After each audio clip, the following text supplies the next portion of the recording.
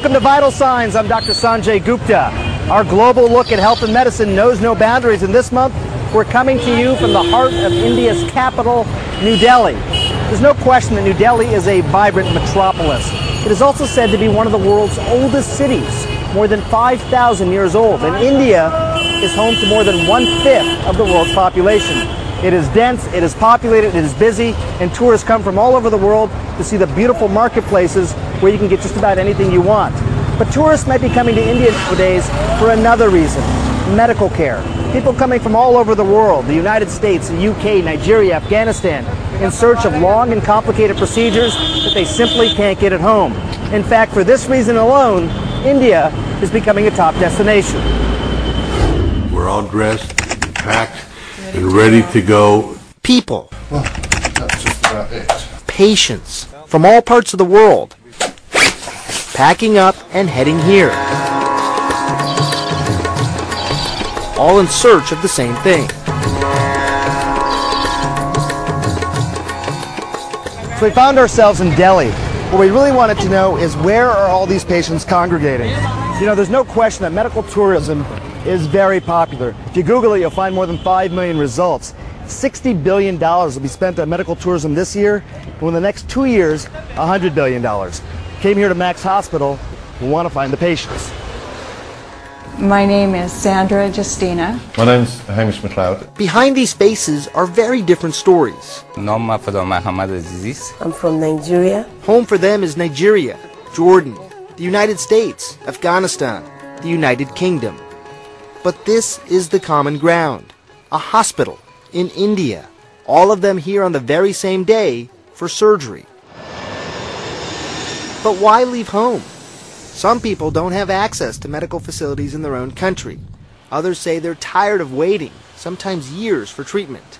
For most, it is simply cheaper. Patients come here for all sorts of different reasons, but what we know about Sandra is that she absolutely needed to have this operation. It was going to save her life. She came all the way from Las Vegas. Let's go meet her.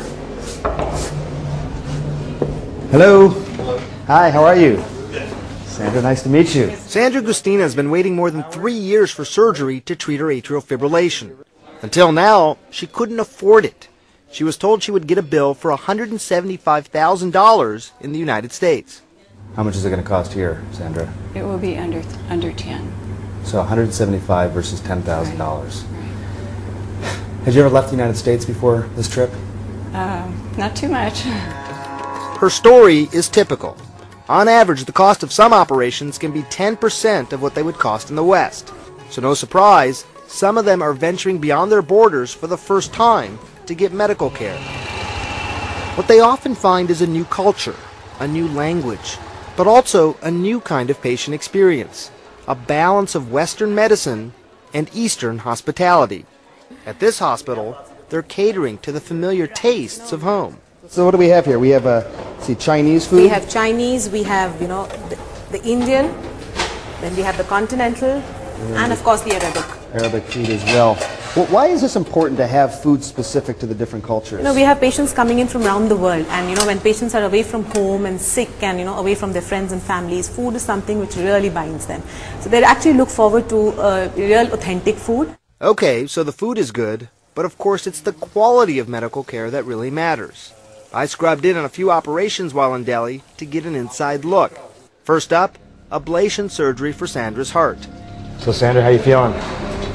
Good. I'll be glad when everything's over. You've been a little nervous. No, she's been a little nervous, but she said one of the things that helped her is that her doctor back home has been communicating with her doctor here in India. It gives her a real sense of comfort. You ready to see the inside of your heart? Take a look over here at these images. What you're looking at is her beating heart. The catheters are going in. They're about to do the critical part of the procedure.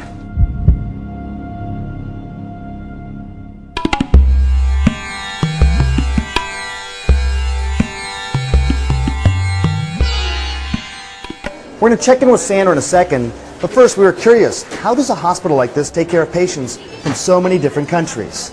Most tourists book their operations online with the help of a medical travel planner. Companies like Planet Hospital facilitate the whole trip, from booking the world's top docs to the promise of upscale accommodations. Wi-Fi in your room, access to food chain restaurants, coffee shops, even a book cafe, all in the hospital lobby. They also have a 24-hour patient concierge. We don't say no to anything, from giving you a cell phone, helping you in the hospital, taking you out, go shopping, go sightseeing, arranging tours, anything and everything. Patients say it's like tacking on a mini vacation to their major medical operation.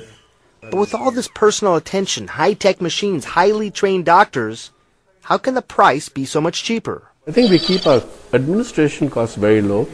We negotiate our machines very, very hard. I get paid less than a tenth of what a neurosurgeon in the United States would make. Our personal costs are much lower. Critics of medical tourism say what appears cheap for Westerners is often not even affordable for locals. Most Indian natives rely on the public health sector, which some say lacks basic medical supplies and resources. What do you say to the critics who say, look, in a country of 1 billion, you have problems that can cause a lot of loss of life, infectious disease problems, lack of clean water. You're still dealing with some of the issues that are dealt with in developing countries. How do you justify all this? I don't think that I'm in any way doing a disservice to this country. In a country of 1 billion people, we have to progress on both sides, on the social side as well as on the professional side. Of course, no matter how far you travel for medical treatment, there are concerns like post-op care and also what your legal rights are. And there's no guarantee it's going to work out as planned. Nigerian native Fortune Ifijuku didn't need spinal surgery after all. That was a long trip, but the doctors in India determined pain injections alone would do the trick. But good news for the patient from Jordan. He says rehab here in India has helped him gain back sensation in his legs after a traffic accident left him paralyzed last year. As for Sandra, her surgery was a success. I had a look at her heart scans post-op, and the fibrillation gone. For now. After spending time in India, it's clear to me that the surge in medical tourism has only just begun. India is now among a growing list of countries competing for your business, competing to save your life. The machines which are used in the US and here are just the same. Most of the people that work with us have been, at least at the physician level, have either been trained or have had exposure or had communication with doctors in the United States. We can compete with anybody else in the world. And the rest of the world is taking notice.